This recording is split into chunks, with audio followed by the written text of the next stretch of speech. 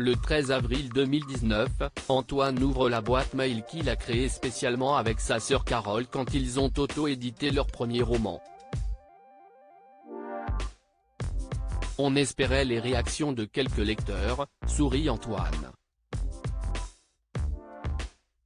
Mais le livre est devenu très vite un succès puisque, en un an, 15 000 personnes avaient déjà tremblé en lisant Les Carnets Rouges, un thriller scientifique haletant.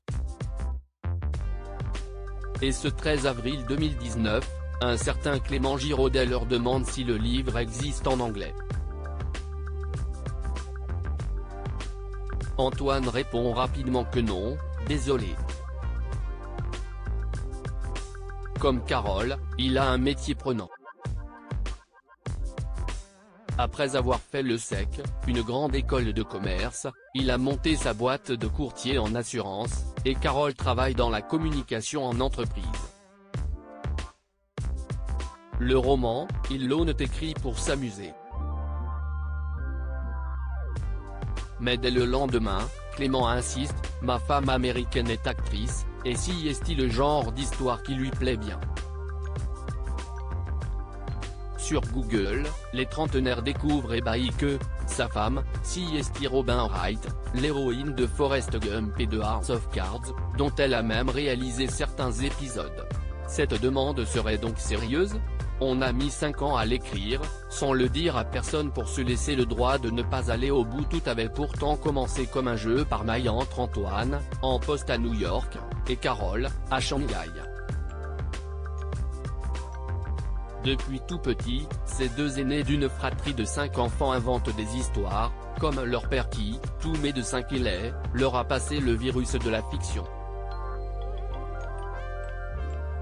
Chez nous, à Nantes, se souvient Carole, il n'y avait ni télé ni jeux vidéo, mais livraison le dimanche d'un stock de romans achetés à la brocante. Je lisais si tard que mes parents devaient éteindre l'électricité le soir. Ça créait quelques décalages avec nos amis, mais bon. En 2012, le frère et la sœur reprennent donc une histoire qu'il avait commencée quand ils étaient ados. Ils n'ont que l'idée de la fin, et tout le reste à construire. On a quand même mis 5 ans, soupire Carole, sans le dire à personne pour se laisser le droit de ne pas aller au bout. Pour Noël 2016, ils offrent à leur famille la surprise de 800 pages nourries de notions scientifiques validées par des ingénieurs. La fratrie les félicite, les parents moins. Ils ne sont pas du genre à porter leurs enfants au nu, sourit Carole. Je n'ai perçu la fierté de mon père que le 4 février dernier, quand il nous a vus dans Ouest France en allant à la boulangerie.